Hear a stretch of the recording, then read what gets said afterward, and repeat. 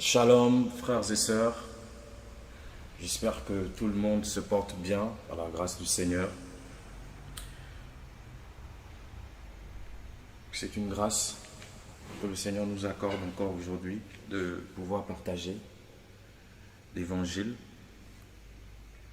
Et je pense que le sujet que par la grâce du Seigneur nous allons aborder aujourd'hui est tellement utile vu le temps dans lequel nous sommes. Je ne suis pas seul, je suis avec mes frères. Peut-être si vous voulez, peut-être saluer ou dire quelque chose. Vous avez la parole.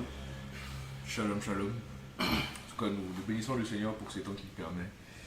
Et je le crois, j'espère que le Seigneur fera du bien à une âme encore, pourra encourager un cœur dans la simplicité, dans l'efficacité de sa puissance. Avec. Voilà. Je vais laisser la parole aux autres, histoire de saluer, de peut-être se présenter, je ne sais pas. Shalom à tous, shalom.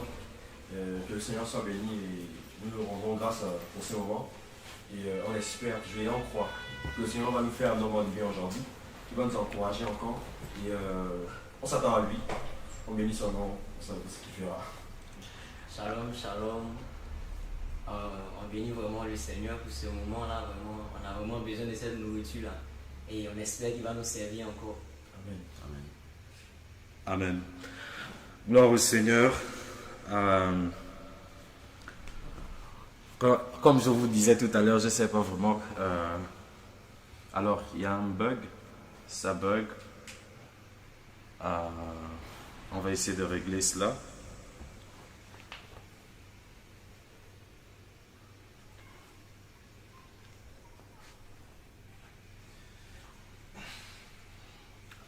Je ne sais pas si le problème, si le bug est réglé ou vous pourrez nous faire un retour.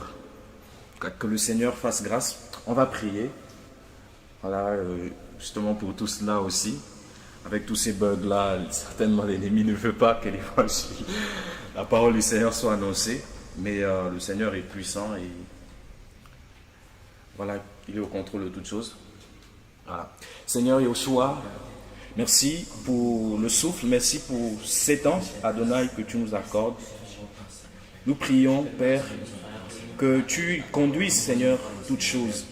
Que tu conduises toutes choses, Père. Nous ne voulons pas parler, Seigneur, de notre propre chef, Seigneur. Nous voulons simplement rendre témoignage, Seigneur, de ce que ton esprit met dans nos cœurs. Tu connais, Seigneur, le besoin, Seigneur, de chacun de tes enfants, de chacune des personnes qui écoutera, Seigneur, cette parole. Nous prions que tu combles, Seigneur, que tu combles nos âmes, que tu combles nos cœurs, Seigneur, que tu nous combles, Seigneur, par ta parole, Seigneur, que ton esprit nous conduise, Seigneur. Nous avons besoin de ta grâce, que toutes choses, Seigneur, soient sous ton règne, sous ton contrôle, que tu prennes les rênes, Seigneur, et au choix de la connexion, Seigneur, du partage de tout ce qui se fera, que toutes choses soient faites pour ta gloire, au nom de Yeshua. Amen. Alors, shalom encore à tous, shalom Clara, Akem, né pour servir Yoshua Mashiach, Win Micron Channel. Shalom à tous et voilà, et tous ceux qui n'ont pas forcément encore intervenu sur le chat. Il y a un frère qui vient de nous rejoindre. Ça va mon frère? Oui, ça va par la grâce du Seigneur. Tu as couru? Oui, un peu. Désolé pour mon retard. Ah, c'est pas grave, le Seigneur est bon. Il nous arrive tous à un moment donné d'être en retard quelque part. Heureusement que Yoshua n'a pas cette caractéristique. Il n'est jamais en retard. Voilà, il n'est jamais en retard. Comme affiché, on peut être sur l'image, nous allons parler de la foi. Le Seigneur seul sait comment il va nous conduire, parce que l'on n'a pas un script qu'on va suivre, mais nous croyons que le Saint-Esprit va nous conduire. Shalom, merci Jésus. J'espère que tu vas bien par la grâce du Seigneur. La foi. Alors frère, quand vous entendez la foi, qu'est-ce qui vous vient directement? Qu'est-ce qui vous vient en tête? C'est tellement, on entend tellement parler de la foi, c'est tellement on va dire quoi, permettez-moi le terme, vulgarisé dans le milieu chrétien, que parfois on ne sait pas toujours exactement ce que c'est. Il y a tellement de conceptions, tellement de définitions. Quoique, clairement, dans la parole, nous avons, si on peut dire ainsi, une définition de ce qu'est la foi, mais en même temps, de nos jours, nous remarquons qu'on ne voit pas véritablement cette foi, en fait. On ne voit pas davantage, au contraire. Et ça a été prophétisé par le Seigneur. Il y aura un déclin. Ça a été prophétisé par le Seigneur et par d'autres, notamment Shaoul, d'autres apôtres. Que la foi, les hommes auront l'apparence de la piété. Et voilà, les hommes se détourneront de la foi. Et aujourd'hui, c'est quoi? En fait, je vous pose la question, qu'est-ce qui vous vient en tête lorsqu'on parle de la foi? Personnellement, quand on parle de la foi, le mot qui me vient en tête beaucoup, c'est confiance. La confiance. Ouais, la confiance. D'accord. Tu aimes l'hébreu? Oui, parce qu'en effet, le mot d'origine, enfin, en hébreu, c'est Emouna, pour parler de la foi. Et on sait qu'Emouna, ça vient de Emoun. Enfin, on ne sait pas toujours, mais voilà, Emouna vient de Emoun, et Emoun signifie effectivement la confiance. Du coup, quand tu... Voilà. Emmanuel? C'est la même chose. Confiance. C'est la confiance. Quand le Seigneur demande à Abraham de marcher devant lui, devant sa face d'une façon intègre, de ce que j'ai appris, moi, c'est qu'en fait, à ce moment-là, on marche à reculons. Et on ne regarde pas devant. Enfin, l'avant, on n'a pas de chute dessus, en fait. Et c'est le Seigneur qui voit pour nous. Ça fait que s'il y a un trou devant, c'est lui qui nous dit à gauche. On va à gauche, on est vide et tout ça.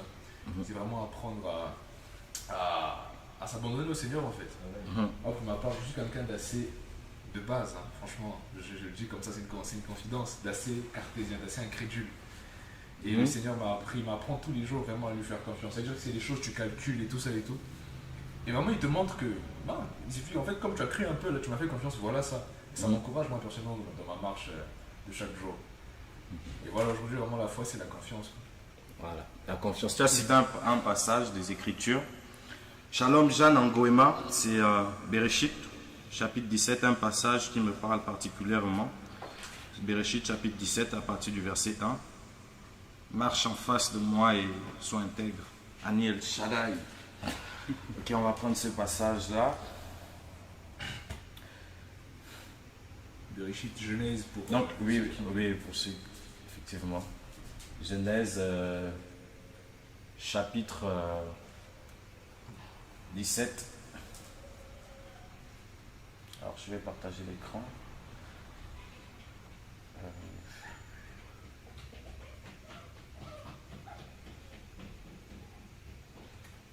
Voilà. À partir du verset 1. Je vais lire. Lorsqu'Abraham devint fils de 99 ans, Yahweh apparut à Abraham et lui dit: Je suis El Shaddai, marche en face de moi et sois intègre. Et je mettrai mon alliance entre moi et toi, et je te multiplierai extrêmement, extrêmement. Ok, alors là, ce passage dont tu citais tantôt, le Seigneur demande à Abraham de marcher en face de lui. Effectivement, et d'être intègre. Et donc, je ne sais pas trop comment ça se passe. Donc, le Seigneur est en face, Abraham est là, et comme tu le disais, en fait, c'est une marche à reculons et qui nécessite effectivement la confiance. Et il y a cette parole de 2 Corinthiens, justement, le verset dans l'image, 2 Corinthiens chapitre 5, verset 7, qui dit: car nous marchons par la foi, non par la vue. Et on voit ce monsieur, certainement aveugle avec nos bâtons, qui ne voit pas forcément en fait là où il va, mais qui a cette confiance en son bâton, que ce bâton lui donne des bonnes informations. Et il y a tout de suite ce passage-là qui me vient, en fait, ta houlette, ton bâton me rassure. Tu peux prendre ce passage-là? Voilà. C'est bon quand le Seigneur est au contrôle. Hein. Franchement, les passages, ça commence à venir là. C'est le psaume 23. Le psaume 23, on peut même lire à partir du premier verset. Je pense qu'il était vraiment temps. Le Seigneur veut encourager, veut fortifier beaucoup de ses enfants, parce que la foi de beaucoup, il faut le dire, est beaucoup touchée ces derniers temps. Vraiment, les chrétiens, et même personnellement, on est beaucoup attaqués ces derniers temps. Et ce que l'ennemi cherche à faire, c'est simplement détruire la foi, détourner en fait, affaiblir la foi des enfants du Seigneur, parce qu'il sait que c'est sans elle en fait, sans la foi, c'est impossible d'être agréable à Elohim. Psaume de David. Ok. Chapitre 23, À partir du verset. à partir du premier verset. Psaume de David. Yahweh est mon berger, je ne manquerai de rien. Il me fait reposer dans des pâturages d'herbes vertes. Il me dirige près des eaux de repos. Il fait revenir mon âme. Il me conduit dans les sentiers de la justice pour l'amour de son nom. Même quand je marche dans la vallée de l'ombre de la mort, je ne craindrai aucun mal. Car tu es avec moi, ton bâton et ta houlette me consolent. Tu dresses devant moi une table en face de mes adversaires, tu ondules ma tête et ma coupe déborde. En effet, la bonté et la miséricorde m'accompagneront tous les jours de ma vie, et j'habiterai dans la maison de Yahweh pour toujours. Voilà. Amen. Amen. Même quand je marcherai dans la vallée de l'ombre de la mort, je ne craindrai aucun mal. Wow. Car tu es avec moi, ton bâton et ta houlette me consolent. Amen. Voilà, ce passage m'est venu et en revoyant l'image en fait et le monsieur, et on le voit souvent, les aveugles ils se dirigent avec des bâtons et le Seigneur nous demande, veut que nous puissions en fait le suivre. On va dire quoi? Disons ça comme ça, comme des aveugles, c'est-à-dire se fier à ce qu'il nous dit. Et la parole est claire là-dessus. La foi vient de ce que l'on entend, et l'on entend par le moyen de la parole. Prenons ce passage, Romains 10, 17. On va lire ces passages et puis après, je préfère d'abord donner des passages qui me viennent et puis à simplement poursuivre dans le partage. Romains chapitre 10, verset 17, je vais chercher le passage.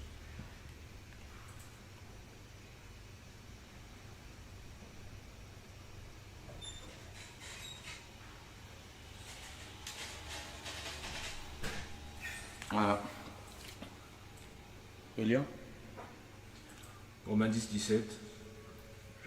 Ainsi la foi vient de ce qu'on entend, et l'on entend au moyen de la parole d'Élohim. Ok, la foi vient de ce qu'on entend. C'est un passage qu'on connaît beaucoup, qu'on connaît pour la plupart des chrétiens connaissent cette parole. La foi vient de ce qu'on entend. Et l'on entend au moyen de la parole d'Élohim. Et l'un des membres, sinon le membre le plus important que nous ayons, c'est notre oreille. Vraiment, ce membre est très important dans la marche. On peut ne pas avoir la vue. Bon, bien sûr, on comprend spirituellement la chose, mais je veux dire que la faculté que nous avons à entendre ce qui sort de la bouche du Seigneur, c'est ce qui nous conduit dans la marche. Et très souvent, en fait, le membre, ce qu'on cherche souvent, d'abord, c'est la vue. On veut d'abord percevoir, on veut d'abord voir, on cherche à voir, on cherche à palper.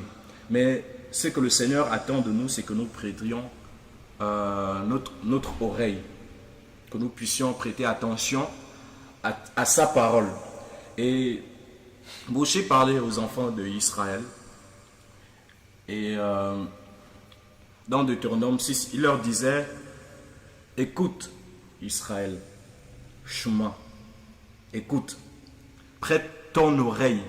Et il y a plein de passages, plein d'endroits, on voit le Seigneur qui interpelle son peuple à écouter, ou les prophètes, ou les apôtres, ou même le Seigneur lui-même pouvait dire que celui qui a des oreilles, qu'il entende. Et plus tard, il va encore dire dans l'Apocalypse maintenant, il va dire que celui qui a une oreille, donc si on a au moins une oreille, et on peut se poser la question, mais quand le Seigneur était sur terre physiquement, il disait que celui qui a des oreilles, qu'il entende. Mais quelque temps après qu'il soit parti, et voilà que l'Esprit soit descendu, et il va se révéler à Yohanan, notamment qui va écrire Révélation, Apocalypse 10, et qu'il va s'adresser aux assemblées, aux églises. Il va dire que celui qui a une oreille à chaque parole qu'il adressait à une assemblée, le Seigneur précisait que celui qui a une oreille. Donc, au moins une oreille. Celui qui a une oreille, qu'il entende ce que l'Esprit, ce que le Seigneur dit en fait à l'épouse. Mais où est partie l'autre oreille? Quand il était sur terre, il disait que celui qui a des oreilles. Et parce qu'on sait que, naturellement, on a, pour la plupart, deux oreilles. Mais là, dans l'Apocalypse, on se retrouve dans une situation où il parle d'une oreille. Celui qui a une oreille. Parce que, en fait, plus le temps passe, et plus le temps va passer, plus on va avancer, plus les humains vont perdre leur audition quant à ce qui vient du Seigneur. Ils vont prêter de moins en moins attention à ce qui vient du Seigneur, à la parole du Seigneur. Ils vont prêter leur oreille à autre chose, à la philosophie, à la science, à la religion, aux hommes. Mais quant à la faculté en fait d'écoute vis-à-vis d'Élohim, ils vont perdre cela. Ils vont davantage perdre la capacité à écouter ce qui vient du Seigneur. Or, c'est de là que vient la foi, de ce que l'on entend. Et l'on entend par le moyen de la parole. Et le Seigneur posait cette question dans Lucas 18, 8. Et le Fils de l'homme, quand il viendra, trouvera-t-il la foi sur la terre? Les gens s'entendent, les hommes étaient durs d'entendement. Et plus le temps passe, plus l'on devient de moins en moins disposé à écouter, à entendre en fait, à prêter l'oreille à ce qui vient de la parole, ce que la parole du Seigneur peut nous enseigner, ce que la parole du Seigneur, ce que le Seigneur peut déclarer dans une situation dans laquelle on peut se retrouver. Et personnellement, je vais vous partager ce constat. Il y a des prières, et personnellement, j'évite. Enfin, du moins, quand je les fais, c'est vraiment avec beaucoup de réflexion. Parce que je sais ce qui va arriver, en fait. Il y a des prières, par exemple, quand tu dis au Seigneur, révèle-moi l'état de mon cœur.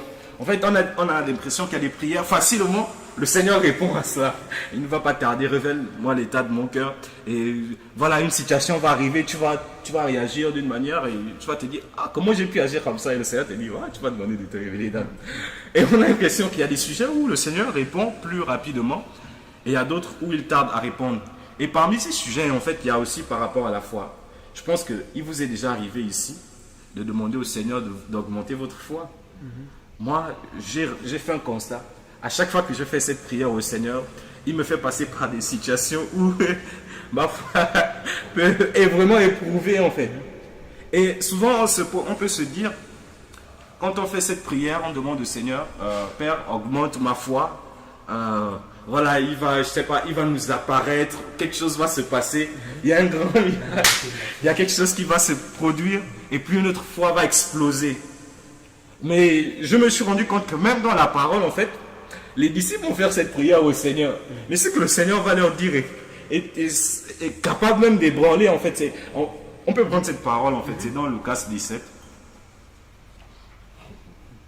Mon frère, ma soeur, tu m'écoutes peut-être et tu te retrouves certainement aussi dans cela. Tu poses la question, tu demandes au Seigneur, je veux grandir dans la foi, augmente ma foi. Mais le Seigneur te fait passer par des difficultés, des choses qui te font parfois même douter, où tu commences à raisonner, tu te dis, mais j'ai demandé au Seigneur d'augmenter ma foi, mais pourquoi en fait ceci m'arrive? En fait, c'est justement là où c'est par là en fait que le Seigneur augmente notre foi. Donc si tu passes par des difficultés particulières actuellement, frère, sœur, ne commence pas à douter du Seigneur. Non, le Seigneur te fait passer par cela parce qu'il veut justement que ta foi croisse, que ta foi augmente. Donc Lucas chapitre 17, à partir du verset 6, le verset 6, ou bien, non, le verset 5, c'est du verset 5. Enfin, tu peux lire. Ok. Lucas 17 à partir du verset 5. Et les apôtres dirent au Seigneur, ajoute-nous de la foi.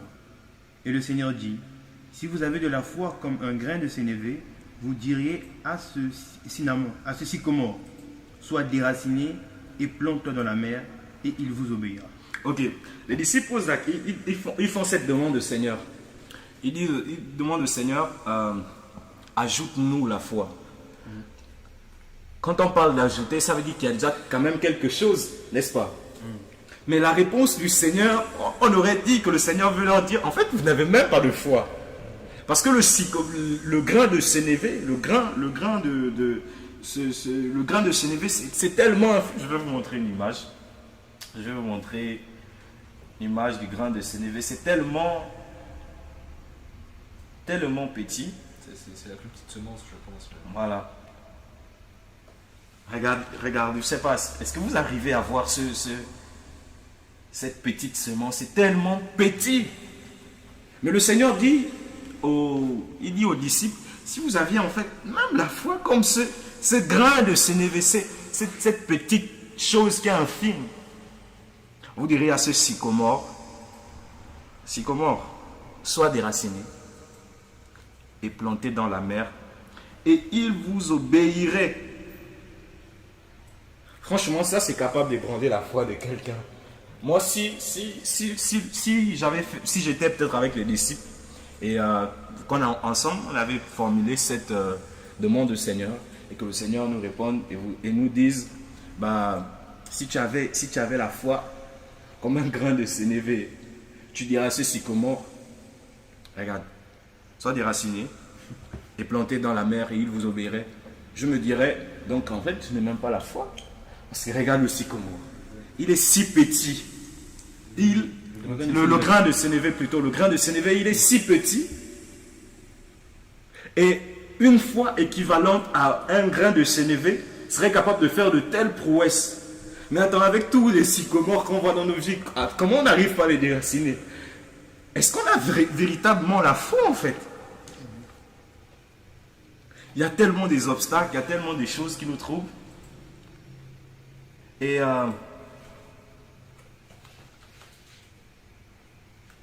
j'espère que vous arrivez à nous entendre, que le son est bon. Sinon, frères et sœurs, est-ce que vous pourrez nous faire un retour? Parce qu'on n'a pas forcément le retour. Donc, si vous pourrez écrire sur le chat pour dire comment ça se passe, si vous nous recevez, si tout se passe bien. Voilà. Shalom Elisa, shalom Caleb et MDC Diak.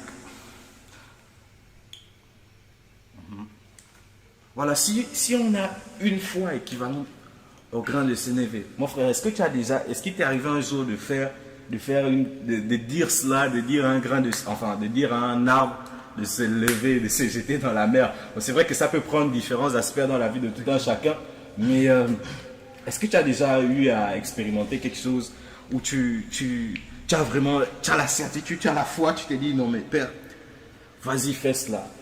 Et est-ce que c'est arrivé? Bon, parfois ça arrive, mais... Oui. C'est vraiment terrible, hein, pour vous dire. Ce jour-là, c'est une expérience comme ça.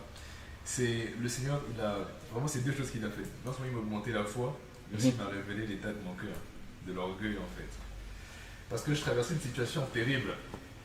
terrible qui nécessitait une somme d'argent assez conséquente. Mhm. Qu'en tant qu'étudiant, je ne pouvais pas me procurer.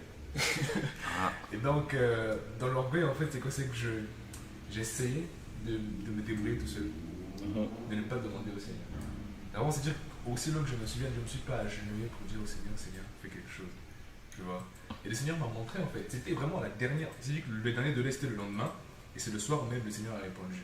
J'étais là, faire acheter des trucs comme un fou. C'est dit vraiment, vous voyez les parcs qu'on a là. Je marchais, je parlais seul dans la rue, je me suis assis sur un banc comme ça.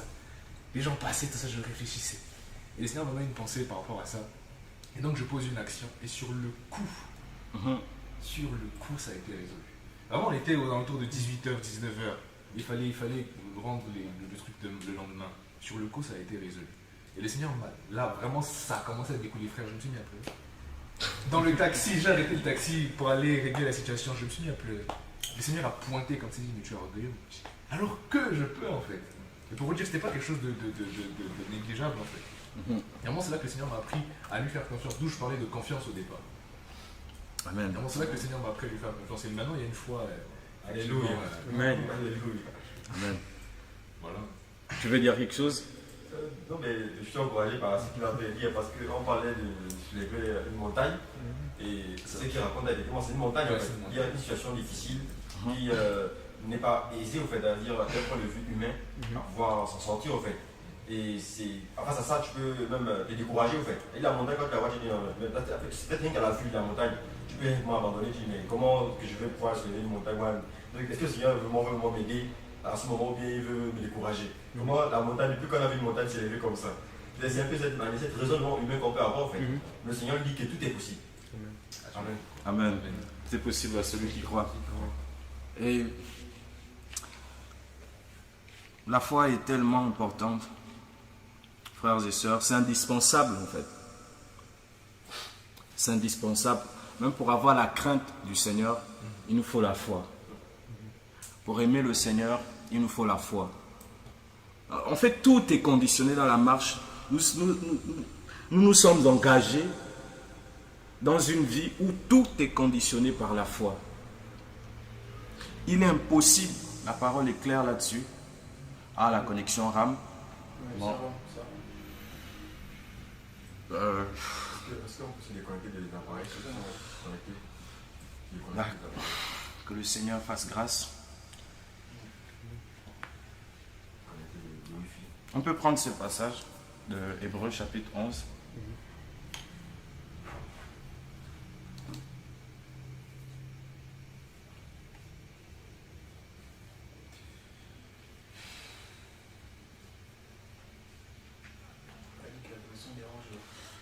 Hébreux chapitre 11, à partir du premier verset.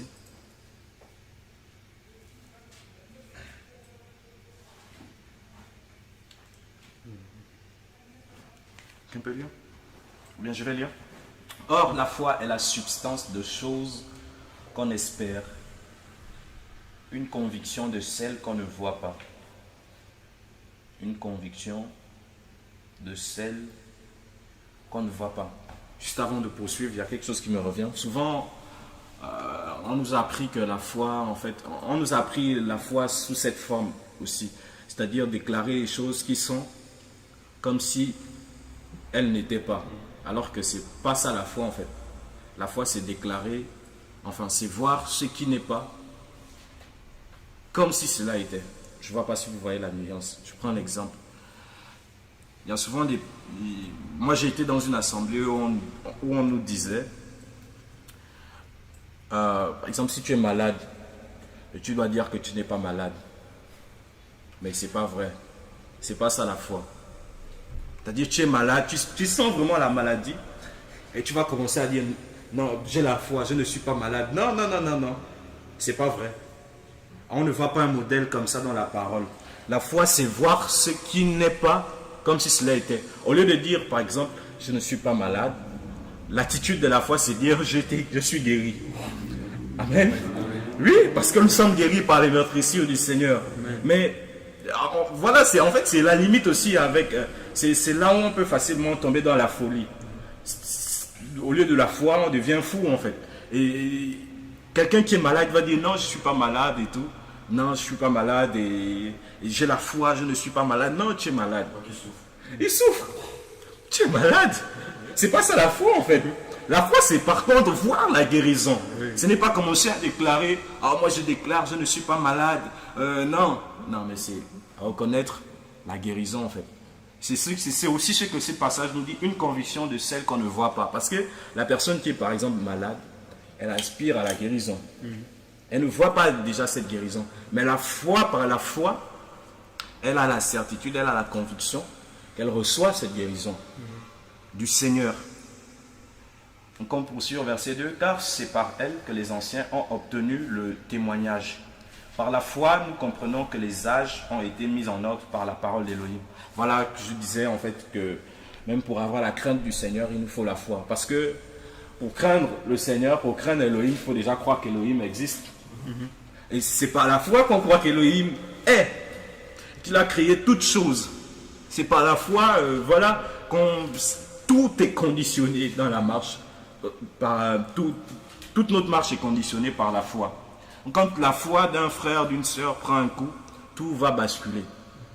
La sanctification, si on peut se sanctifier, si on peut s'abstenir de pratiquer le mal, le péché, c'est par la foi. Si on peut même, si quelqu'un a été offensé, s'il pardonne, c'est par la foi. Amen.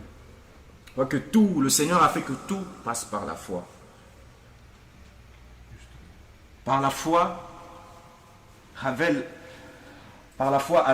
offrit à Elohim un sacrifice plus excellent que Caïn. Et par elle, il obtint le témoignage d'être juste parce qu'Elohim rendait témoignage de ses offrandes. Et c'est par elle qu'il parle encore, quoique Moran parlait de ça hier, par rapport à Abel. C'est par la foi la distinction aussi avec Caïn. Par la foi, Hanok fut enlevé pour ne pas voir la mort. Et Hanok ou Enoch, dans d'autres versions, il ne paraît plus parce qu'Elohim l'avait enlevé. Car avant son transfert, il avait obtenu le témoignage d'avoir été agréable à Elohim. Verset 6. Or, il est impossible de lui être agréable sans la foi. Car il faut que celui qui s'approche d'Elohim croit que celui-ci est et qu'il est le rémunérateur de ceux qui le cherchent. Il est impossible d'être agréable au Seigneur. C'est-à-dire, parfois on fait des bonnes œuvres. On peut faire les bonnes œuvres. Mais si ce n'est pas motivé, si ce n'est pas conduit par la foi, si ce n'est pas par acte de foi, si ce n'est pas le fruit de la foi, une œuvre de la foi, cela ne nous rend pas agréable au Seigneur. Justement, hier on parlait de Caïn et d'Abel. Ils vont offrir, tous les deux ils vont faire des sacrifices, ils vont faire des offrandes, ils vont faire une offrande à Yahweh.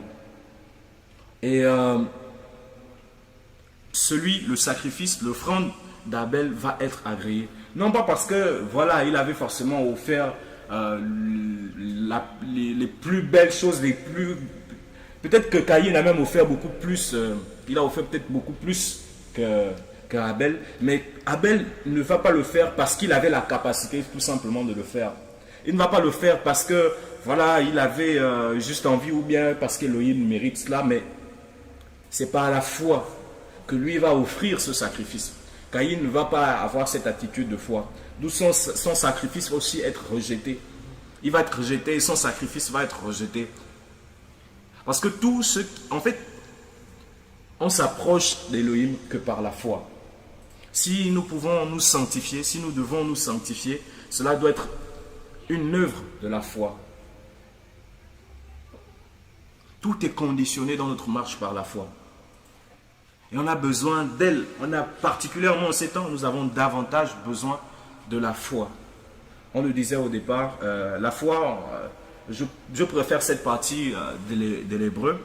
C'est vrai que dans le grec, on parle de pistis, la conviction de la vérité et tout, mais dans l'hébreu, c'est encore un peu plus clair et plus simple en fait, et même encore plus profond. Le mot foi en fait ça parle de fidélité. Emouna, ça parle de fidélité. Et Emoun parle de confiance. La confiance qu'on a au Seigneur. La confiance qu'on a dans les situations par lesquelles on peut passer. Frères et sœurs, nous passons tous par des situations compliquées à un moment donné, à un moment ou à un autre dans la marche, dans la foi. Et nous avons besoin de faire confiance au Seigneur. Nous avons besoin de mettre notre confiance en lui. Rappelez-vous des disciples dans la barque, le Seigneur leur dit, bon, allons-y de l'autre côté, traversons. Et à un moment donné, la tempête va se lever. Le Seigneur était là tranquille, il dormait. Et ils n'ont pas forcément eu cette confiance-là et ils vont trembler, ils vont réveiller le Seigneur dans sa grâce, dans sa miséricorde. Et ben, il va calmer la tempête. Et ils avaient le Seigneur avec eux. Parfois, dans notre marche, on oublie qu'on a le Seigneur avec nous. On oublie quand il y a des difficultés, quand il y a des... Voilà, comme certainement actuellement quelqu'un a des difficultés, passe par des difficultés, et on a tendance à facilement oublier que le Seigneur est là. Alors je cherche, je veux avoir mon diplôme, je veux me marier, je veux un enfant, je veux le travail, je veux ceci, je veux cela, où il y a beaucoup de pression et facilement on oublie en fait que le Seigneur est là. On perd facilement confiance au Seigneur. Alors parfois ces situations, ces difficultés-là sont même parfois suscitées par le Seigneur lui-même. Parce qu'il veut nous faire, il veut nous former à lui faire confiance. À lui faire entièrement confiance. Prenons l'histoire de notre aîné. Plus que même notre aîné, notre père, le père Abraham, dans Bereshit chapitre 15. Genèse 15.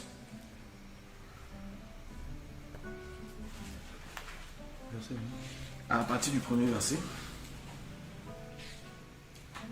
Genèse 15, verset 1. Tu vas aller?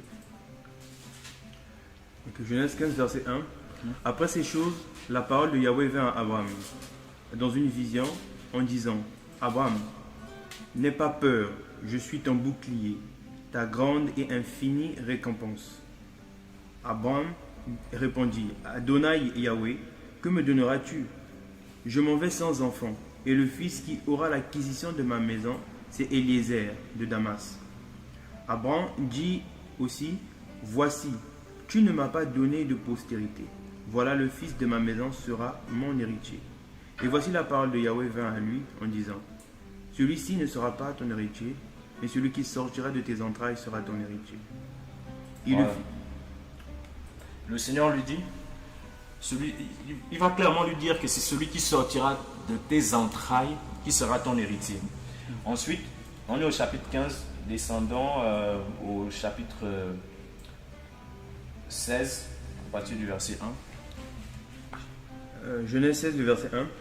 Or, Sarai, femme d'Abraham, n'avait pas enfanté pour lui, mais elle avait une servante égyptienne du nom d'Agar. Et Sarai dit à Abraham: Voici, Yahweh m'a empêché d'enfanter. Viens s'il te plaît vers ma servante, peut-être aurai-je des enfants par elle, s'il te plaît. Et Abraham écouta la voix de Sarai. Ok. Abraham va d'abord écouter la voix de Yahweh dans une vision, chapitre 15. Le Seigneur va lui faire cette promesse-là. Et au chapitre qui suit, Sarai, sa femme, voyant qu'elle était déjà vieille, va dire à son mari, c'est quand même, je ne sais pas trop s'il y a encore des femmes comme ça aujourd'hui, tu vas prendre ta servante pour donner à ton mari? Non. En tout cas, dans nos sœurs là, nos sœurs dans la foi, je ne pense pas qu'elles pourraient faire quelque chose comme ça. Peut-être dans le monde, parce que dans le monde, il y a un peu de tout. Il y a tellement de la folie dans le monde. Peut-être que cela se ferait, mais nos sœurs, non. Vraiment. Ton épouse, prends ta femme, prends ta servante, te dire non, comme je n'enfante pas, vas-y, non, je ne pense pas. On va persévérer comme Isaac. Voilà. On va prier.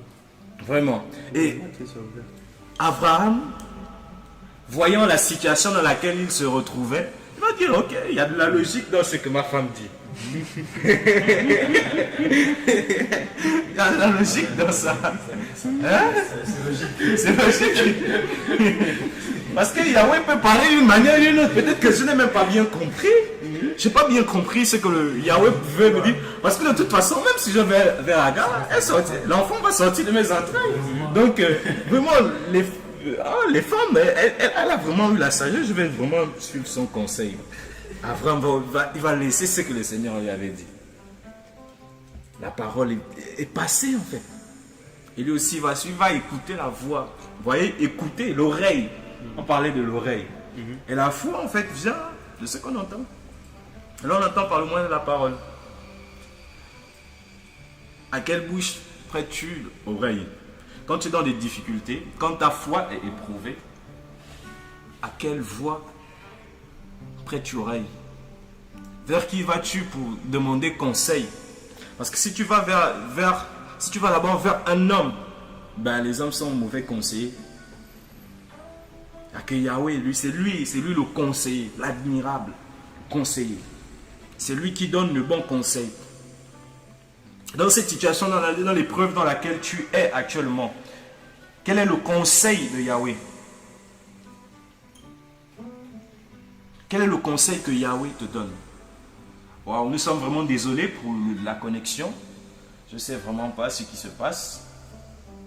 Après, est-ce que vous pourriez un peu vérifier comment ça se passe?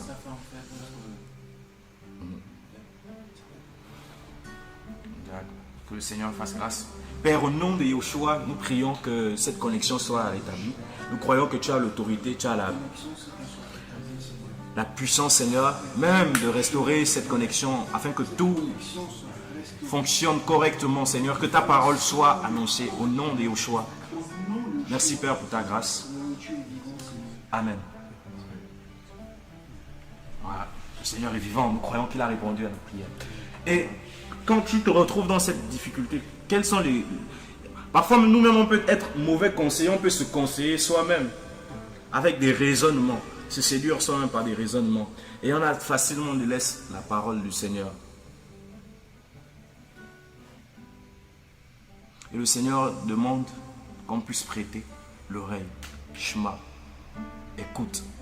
Écoute sa voix. Parce que c'est en écoutant sa voix que la foi vient, que la confiance vient. Et il est très facile, il nous est très facile d'oublier le Seigneur, d'oublier les œuvres du Seigneur, même passées. Il y a des personnes qui ont vu des grandes œuvres du Seigneur dans leur vie, mais quand ils se retrouvent dans d'autres difficultés, c'est comme si tout ce qu'ils ont vu avant est effacé. Et puis ils perdent la foi.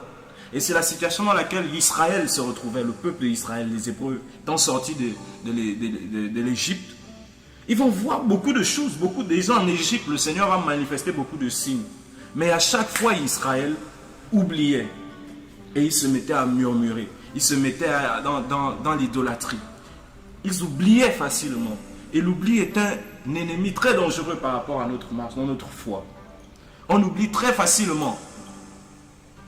Mon frère, ma soeur, souviens-toi de ces œuvres que le Seigneur, ces bonnes œuvres que le Seigneur a eu à accomplir dans ta vie. Et tu verras qu'il est digne de confiance.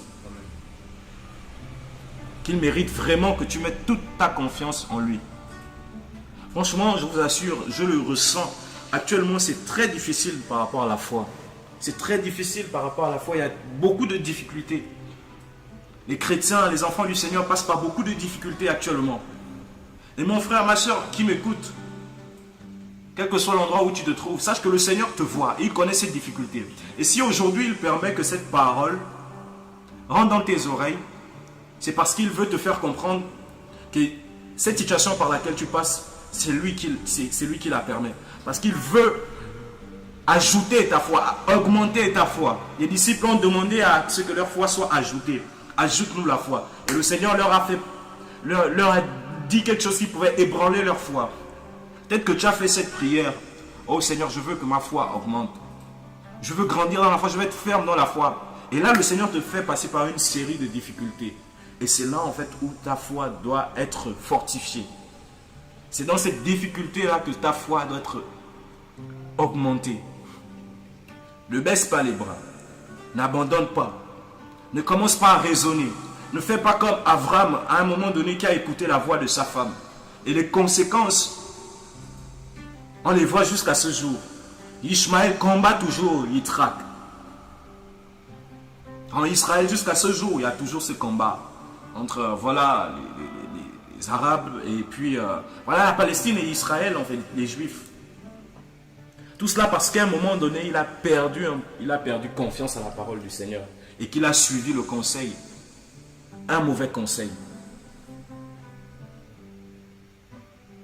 Voilà, je ne sais pas, frères et sœurs, frères et sœurs dans le chat, vous pourrez peut-être intervenir aussi, ou je ne sais pas, poser des questions. Et vous ici, frères, si vous avez peut-être quelque chose à dire, ou je ne sais pas, une question ou une intervention,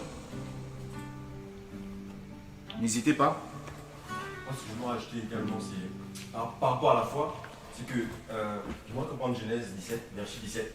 Il y a quelque chose que j'ai vu, je peux constater à l'intérieur, qui est souvent très fondamental, mais qu'on peut souvent ignorer. Bereshit 17.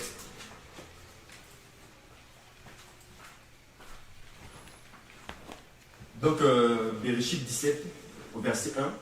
Lorsqu'Abraham fut âgé de 99 ans, Yahweh apparut à Abraham et lui dit: Je suis El Shaddai, marche devant ma face et sois intègre. Et je mettrai mon alliance entre moi et toi, et je te multiplierai extrêmement, extrêmement. Et lorsqu'on a lu le Hébreu 11, on s'est rendu compte qu'il est impossible d'être agréable à Elohim sans la foi. Et il dit que celui qui s'approche d'Elohim doit croire qu'il existe, mais qu'il est, et qu'il est le rémunérateur. Deux conditions. Il doit croire qu'il est, et qu'il est le rémunérateur en fait. Et il s'appelle Je suis. Donc quand on dit il est, c'est sa nature. C'est qui il est en fait. Il dit je dois croire qui il est en fait. Donc dans la foi, il y a une notion de connaissance. Dans la foi, il y a une idée de connaissance en fait. Parce qu'on ne peut pas avoir la foi basée à donner sa foi sans connaissance. Parce que c'est la connaissance qui nous donne de pouvoir faire confiance. C'est-à-dire que si je te dis par exemple de faire confiance à Arnaud, si je ne connais pas Arnaud, tu ne vas pas faire confiance. Par exemple, si tu as un combat à mener, par exemple, un exemple, une bagarre à mener un jour, tu vois des gens qui sont baraqués, musclés. On te dit fais confiance à Arnaud, tu vois qu'Arnaud est chétif, tu vas lui demander pas faire confiance à cet homme. Tu vois un peu, tu vas dire mais il est trop maigre pour pouvoir intervenir en fait, je ne connais pas ses capacités. Je ne sais même pas de quoi il est capable en fait. Donc, dans la foi, il y a une notion de connaissance en fait. Et souvent c'est cet élément-là souvent qui manque en fait. On peut avoir la foi dans un aspect, mais manquer dans un autre aspect. Pourquoi? Parce qu'il nous manque la connaissance d'un autre aspect. D'où l'importance des Écritures. D'où l'importance de la parole. Parce qu'il dit que la foi vient de ce qu'on entend. C'est-à-dire que tu peux manquer la foi dans un aspect. Par exemple, Hébreu 11, on va voir l'exemple avec Sarah. Il y a un élément que le Seigneur avait attiré mon attention. Hébreu 11, à partir du verset 11. Hébreu 11 à partir du verset 11. Moi, quand ça m'arrive, dans certains aspects de ma vie de tanguer au fait. Mais jusqu'à ce que le Seigneur me donne peut-être une parole dans les Écritures, où après je me raffermis, je prends confiance en lui au fait. Et là maintenant j'ai la capacité d'avancer au fait. Souvent c'est l'ignorance, souvent dans certaines choses qui nous fait souvent aussi vaciller au fait. Et donc Hébreu 11 à partir du verset 11 dit ceci: par la foi aussi, Sarah reçut la force de concevoir un enfant, et elle enfanta hors d'âge, parce qu'elle fut persuadée, j'aime bien le mot persuadée, que celui qui lui avait promis était fidèle. Elle était persuadée qu'il était fidèle. Elle avait la foi qu'il était. Foi, croire qu'il est. Et quand on dit est, c'est l'état, c'est la nature. Donc pour avancer avec le Seigneur, nous devons connaître qui il est. Et pour connaître qui il est, nous devons davantage creuser dans la parole. Cette connaissance que nous allons avoir de lui va bâtir notre foi en fait. Et nous aider à vaincre certaines circonstances dans notre vie dans lesquelles nous passons en fait. Hier quand je priais avec un frère, le Seigneur m'a donné des paroles pour un frère en fait. Il disait, dis à ce frère-là que j'aime ces moments quand il parle, j'aime ces moments qu'il passe avec moi dans la parole. Il nous a dit à ce frère-là que j'aime ces moments qu'il passe avec moi dans la parole. Parce que quand on passe des moments avec le Seigneur, dans sa parole, c'est aussi pour chercher à connaître qui il est. Pour découvrir qui il est en fait. Pour que notre foi aussi puisse grandir. Parce que la foi vient de ce qu'on entend. Ce qu'on entend, on a dit que, comme je disais l'exemple tout à l'heure, si tu dis, tu es en plein devoir, un examen, voilà, je te trouve à côté d'un camarade, tu sais qu'en classe, il ne s'en sort pas, tu sais qu'en classe, dans la matière de mathématiques par exemple, il n'arrive pas à s'en sortir, tu ne vas pas faire confiance en lui au fait.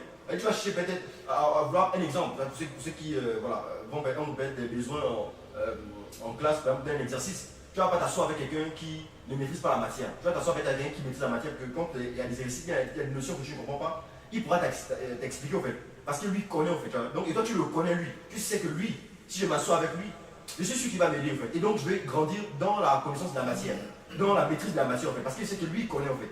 Et donc je le connais, je sais que j'ai confiance en lui parce que je sais qu'il connaît en fait. La même chose se produit également avec le Seigneur. Nous devons connaître qui il est. Il dit, c'est le peuple qui connaîtront leur Elohim agiront avec fermeté. Et donc, dans la notion de la foi, il y a aussi une notion de confiance, de connaissance. Ça vient de la foi se base sur la connaissance. Et pour connaître le Seigneur, nous devons davantage méditer sa parole. Méditer la parole. Dès que le Seigneur puisse nous révéler. Et on se souvient clairement de la prière de l'apôtre Paul, notamment pour l'église d'Éphèse. Il dit, je prie que l'Elohim vous accorde un esprit de sagesse et de révélation. La sagesse, c'est pour comprendre. La révélation, pour connaître les choses qui sont cachées. C'est ça la révélation en fait. Elle dit, pour que vous puissiez connaître Elohim, avoir une connaissance précise et correcte d'Elohim. Précise et correcte en fait. Donc nous devons grandir dans la connaissance d'Elohim en fait, afin de pouvoir avoir une foi plus ferme en fait, une foi solide en fait. Et même lorsque on voit les Écritures, comment Elohim fait, Elohim apparaît à Abraham. Bien, on dit Elohim a apparu à Abraham, soit par un songe ou par une parole aussi. Souvent, Elohim apparaît et il te donne une parole en fait. Comme lorsqu'il a appris à Abraham dans la maison de ses parents en fait. Il a parlé, il quitte ta maison en fait. Et dans cette expérience qu'Abraham vit en fait, là en ce moment, il a une révélation de Elohim en fait. Et donc, là, il agit sur la base de la révélation que Elohim lui donne en fait. Comme on ne peut pas connaître Elohim s'il ne se révèle pas. S'il ne nous parle pas, si on ne le connaît pas, c'est difficile pour nous d'avancer aussi. Et j'ai bien aimé l'exemple, il dit marche devant ma face. Marche devant ma face et sois inquiète. Comme dit marcher devant la face du Seigneur, si on voit cette image que la face du Seigneur est devant nous et que nous devons marcher devant sa face, pour marcher donc, nous serons donc obligés d'aller marcher à reculons en fait, normalement en fait. Et donc ça veut dire que pour que nous puissions faire attention à ce qui se passe derrière nous, nous devons écouter la personne à qui on fait face. C'est comme, voilà quoi, comme souvent un jeu qu'on peut faire, quelqu'un te bande les yeux et il te demande d'avancer en fait. Et là tu vas faire confiance à la personne qui te conduit. Et souvent ça arrive avec des aveugles. Les aveugles souvent, il arrive qu'ils ne savent pas se situer avec les cannes souvent qu'ils ont. Et on doit souvent les aider à monter dans le bus en fait. Et c'est vrai qu'ils ne connaissent pas forcément la personne qui est là, mais je crois qu'ils doivent faire confiance à la personne qui les fait monter, sinon ils ne se laisseraient pas aussi emporter comme ça en fait. Tu vois. Et donc c'est ça en fait, nous devons connaître Elohim en fait, dans sa parole, afin de pouvoir véritablement marcher dans la foi avec lui. Amen. Amen. Amen. Il y a Justine Pakou qui a écrit dans le chat et qui dit: parlant de la foi, que pensez-vous de la mort de Lazare? Si le Seigneur dit aux sœurs de Lazare que cette maladie n'est pas pour la mort, mais Lazare meurt devant eux, leur foi a pris un coup, non? Ah. Ensuite, aidez-moi, Justine Olga. Shalom, Justine Olga. En effet, on va prendre cette parole, ce passage dans Yohanan, l'évangile de Yohanan, Jean 11 plutôt. Yohanan 11, à partir du premier verset. À partir du premier verset. Ok. Yohanan 11 à partir du premier verset. Mais il y avait un malade, Lazare de Béthanie, le village de Myriam et de Martha, sa sœur. Or, c'était cette Myriam qui oignit le Seigneur d'un baume et qui essuya ses pieds avec ses cheveux. Son frère Lazare était malade. Les sœurs envoyèrent donc vers lui pour lui dire: Seigneur, voici que celui que tu aimes est malade. Mais Yahushua, l'ayant entendu, dit: cette maladie n'est pas à la mort, mais elle est pour la gloire d'Elohim, afin que le Fils d'Elohim soit glorifié par elle. Or, ok.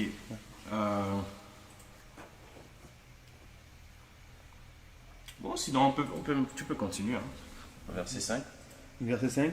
Or, Yahushua aimait Martha et sa sœur Lazare. Ayant donc appris qu'il était malade, il resta encore en effet 2 jours à l'endroit où il était. Alors il dit à ses disciples: retournons en Judée. Les disciples lui dirent: Rabbi, les Juifs tout récemment cherchaient à te lapider, et tu y vas encore? Yahushua répondit: n'y a-t-il pas 12 heures dans le jour? Si quelqu'un marche pendant le jour, il ne trébuche pas, car il voit la lumière de ce monde.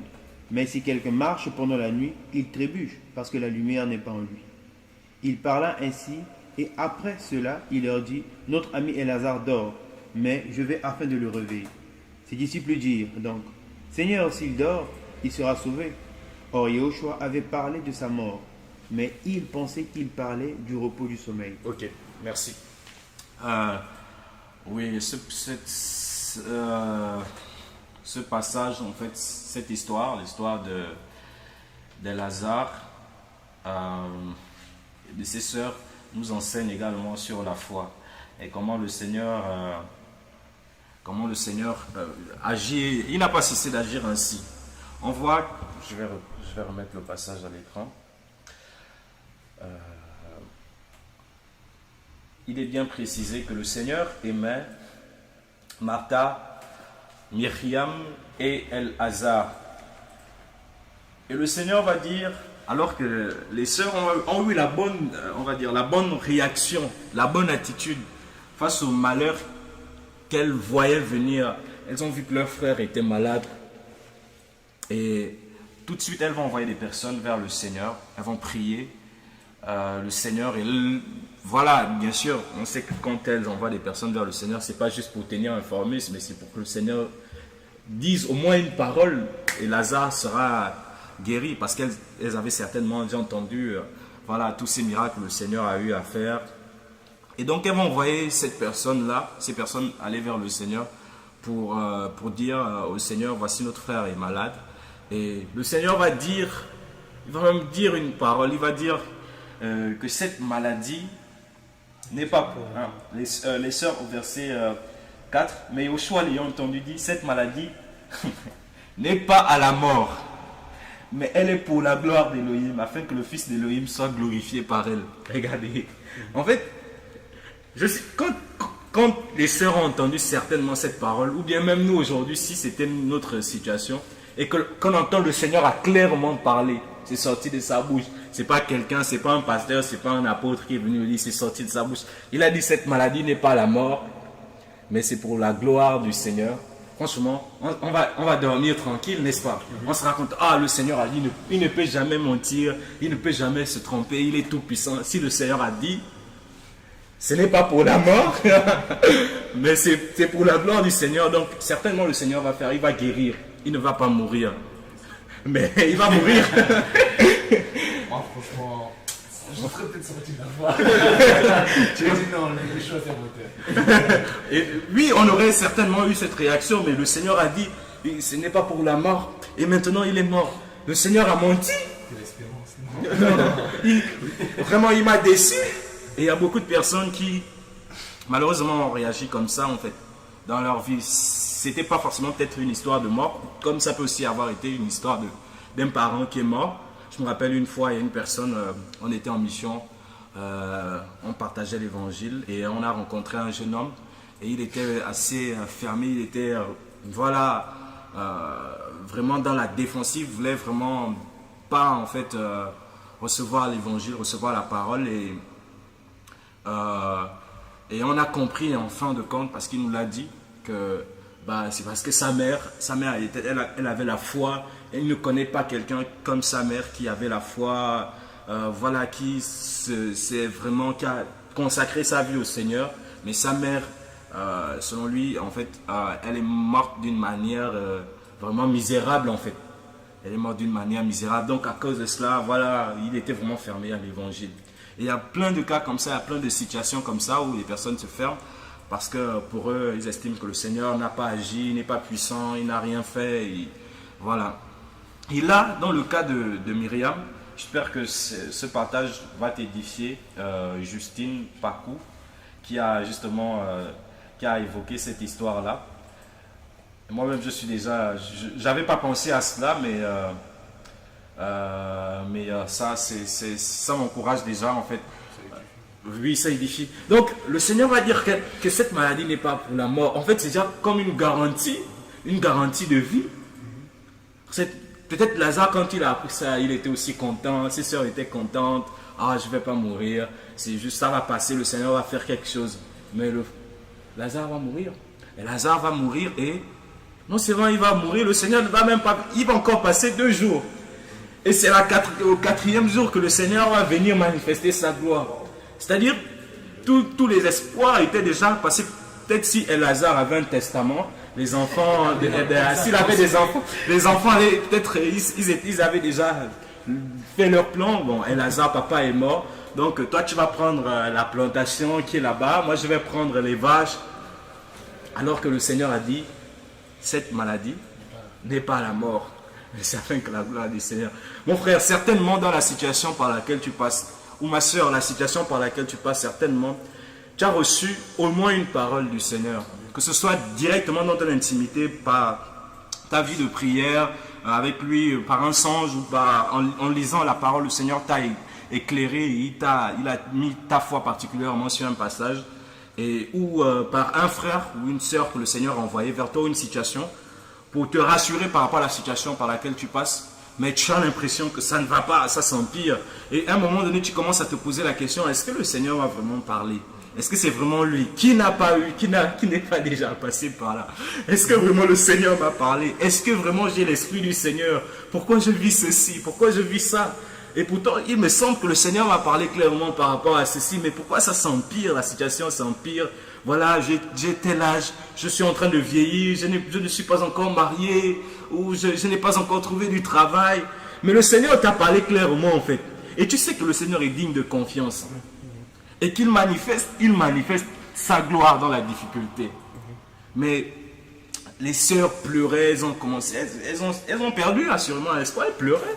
Et elles vont dire, quand le Seigneur va venir, elles vont dire, mais si tu étais là, si tu étais vraiment, si tu étais venu à l'instant où on t'a appelé, il ne serait pas mort. Mais on ne sait pas, qu'est-ce que tu n'es pas venu à temps en fait. Tu n'es pas venu et maintenant il est mort. Et même quand le Seigneur va demander à ce que la pierre soit ôtée, il va encore voir l'incrédulité. Ça fait déjà 4 jours qu'il est mort et il pourrit. Il sent déjà en fait. Et il y avait là, c'est le raisonnement qui s'était maintenant installé. Là, il n'était plus forcément dans une attitude de foi ou de penser que lui, le Seigneur, il est capable vraiment de le ressusciter à cet instant. Elles étaient vraiment déjà dans une attitude de désespoir. Un peu comme Abraham.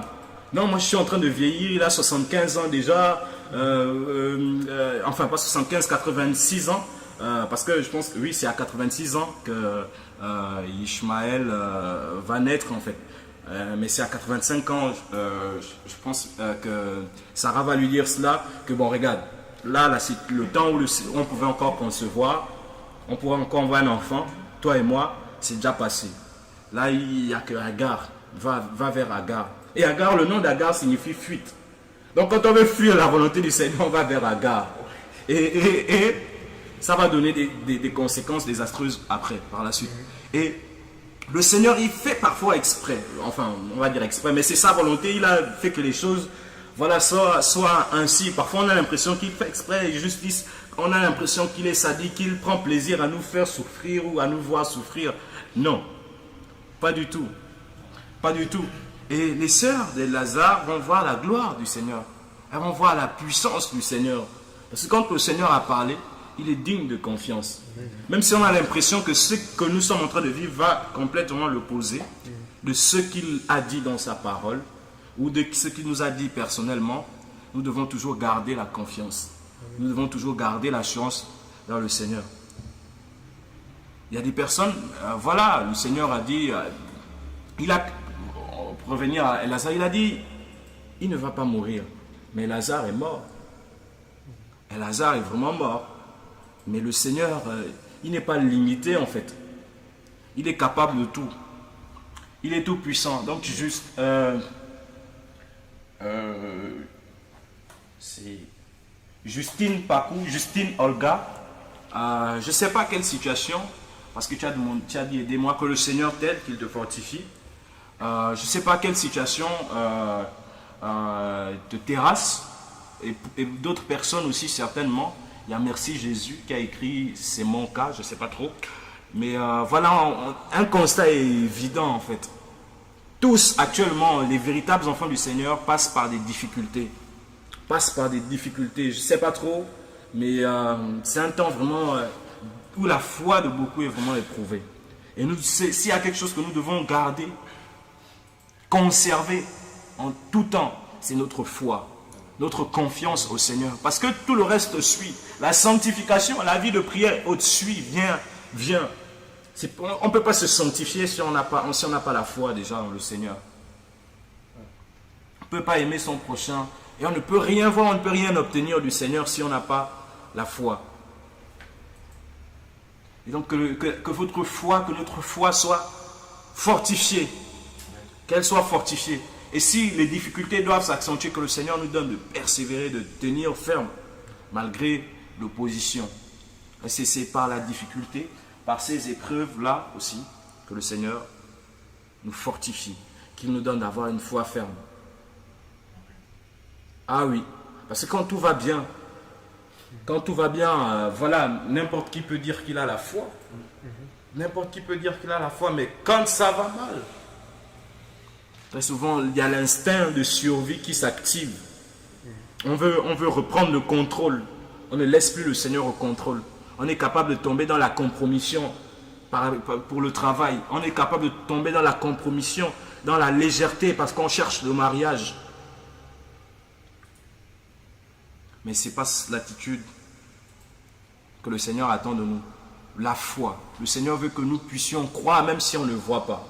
Et il y a ce passage-là de Yohanan, toujours, 20, qui me vient en fait. Là, c'est l'histoire de Thomas.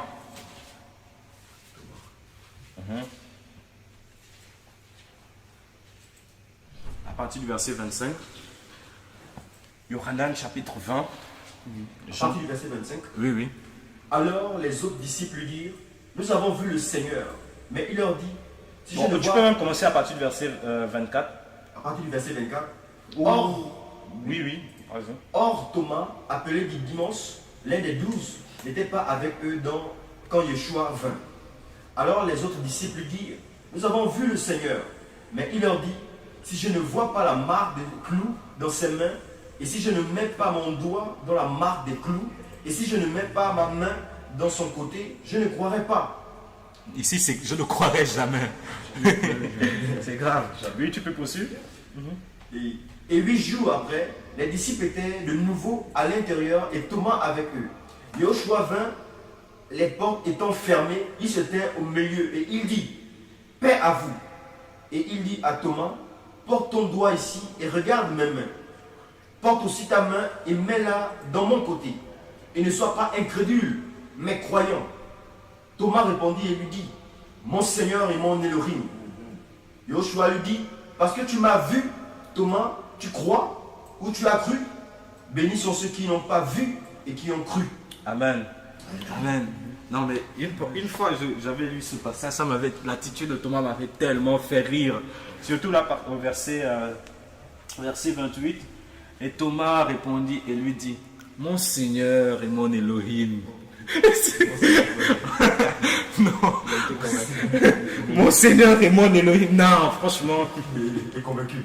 Là maintenant il est convaincu parce qu'il a vu. Mais c'est pas ça déplaît au Seigneur en fait. C'est vrai que le Seigneur l'a fait parce qu'il ne voulait pas perdre Thomas.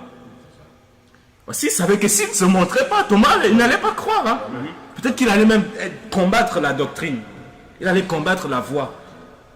Il allait dire non, les gars se sont égarés. Ils montent. Et ce n'est pas l'attitude que le Seigneur attend de nous en fait. Il veut que nous puissions croire.